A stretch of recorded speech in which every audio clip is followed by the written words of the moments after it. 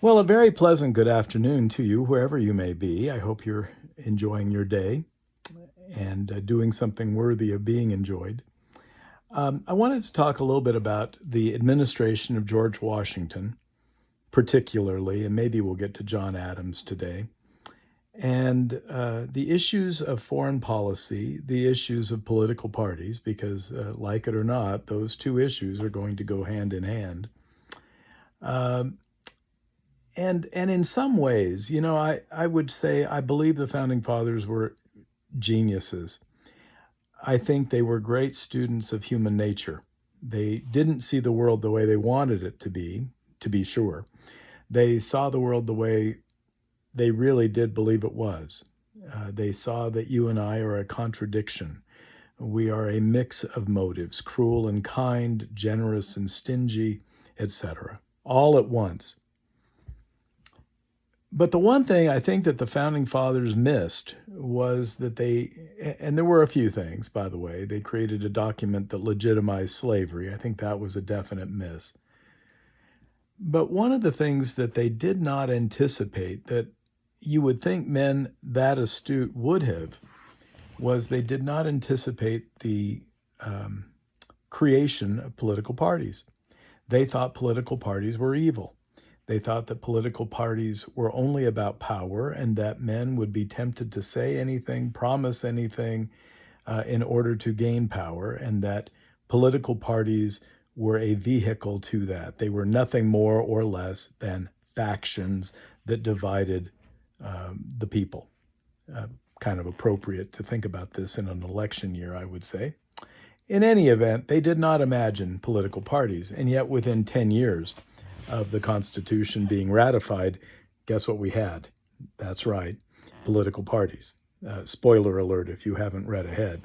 Anyway, Washington comes in. He establishes his what he calls his first set of characters. We call them the cabinet now. He appoints Thomas Jefferson to be Secretary of State. And among other great appointments, he appoints Alexander Hamilton to be Treasury Secretary.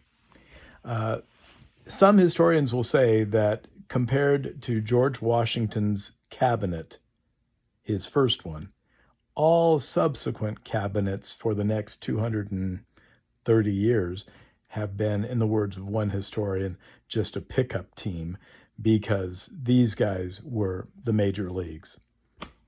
Hamilton, Jefferson, Knox at war. There's just an incredible group of people, Henry Knox. And maybe because we didn't have political parties, Washington at that time, Washington was free to really pick the best men. Problem is, Hamilton and Jefferson had two diametrically opposed views of government and the United States. And they will be yin and yang throughout much of Washington's, really his first administration. They both kind of leave the government after that point. In a nutshell, Jefferson believed in small government. He believed that the best Americans were farmers, that we needed to do everything we could to keep the country small and functioning, keep the government small and functioning. Hamilton, on the other side, saw that the United States could be a world power.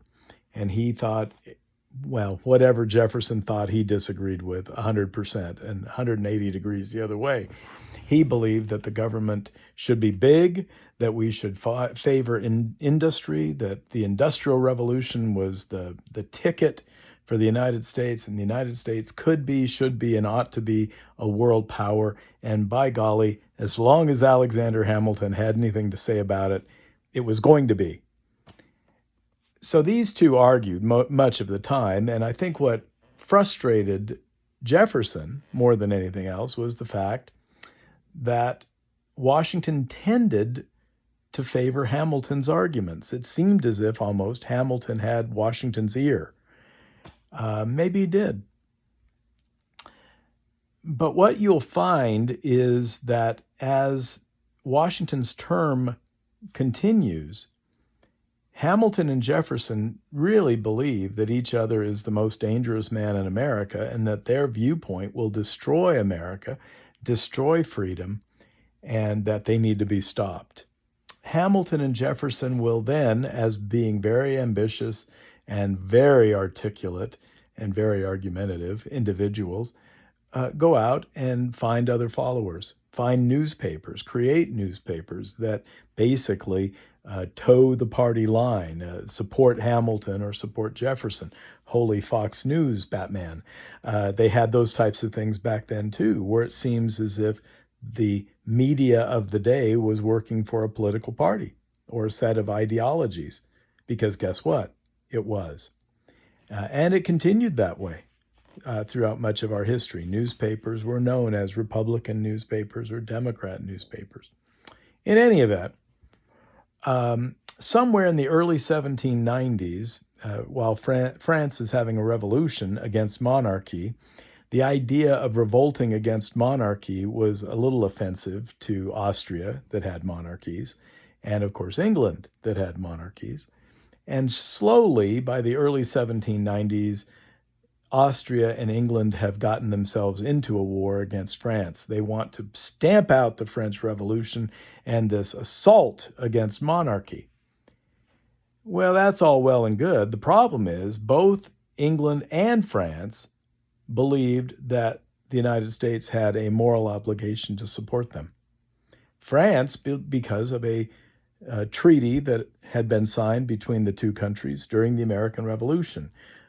Put another way, France seemed to be saying, you helped us, and therefore we should help them. On the other hand, England adopted the attitude of, yeah, we know we've had disagreements with you in the past. Disagreement was putting it mildly. But we believe that we are linked by blood. We are linked by common heritage between you and I, and so you should support us. Jefferson, who, remember, writes the Declaration of Independence, he does not need to be told why he hates England. He gets up in the morning and probably the first words out of his mouth are something to the effect of England sucks. Believes that we should support France in this war. He believes that French culture, French wine, French literature, French women too, were to be desired, and that we should therefore support France. Hamilton, on the other hand, guess who he supports? Oh yeah, you must have read ahead. You know, England.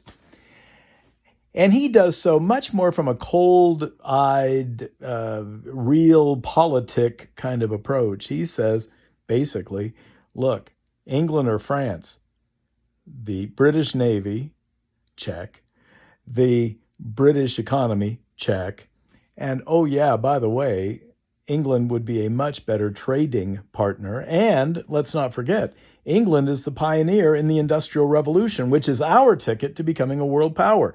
We need to cozy up with England. Wouldn't you love to be a fly on the wall in George Washington's cabinet as these two argued? I'm sure Washington felt like he was presiding over a couple of 2-year-olds. I'm sure at some point in the cabinet meetings, Jefferson said to Washington, George, Hamilton's looking at me. Don't you think? I mean, it must have been pretty torturous for Washington, who above all prized order, military guy, and also prized cooperation. And he was getting neither from his two very strong-willed and very independent cabinet officers. Well, if you're Washington, what do? And Washington basically chose a third course. He didn't choose England. He didn't choose France. What Washington did was something kind of unheard of. He chose to stay neutral. He actually will declare the official policy of the United States to be neutral. Well, here's a very interesting constitutional problem here. Get ready. A president can't declare war.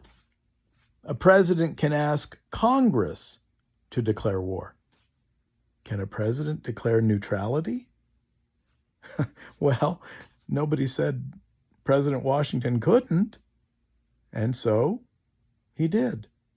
Do you remember when we were in elementary school that there was a separate playground, a playground for the kindergartners, and then a playground for the first graders and on up, the big kid playground? And you knew everything was kind of cool for you when you made it into the big kid playground. But if you were in kindergarten and you ventured into the big kid playground, either by mistake or on purpose, chances were pretty good you were going to get bull rushed.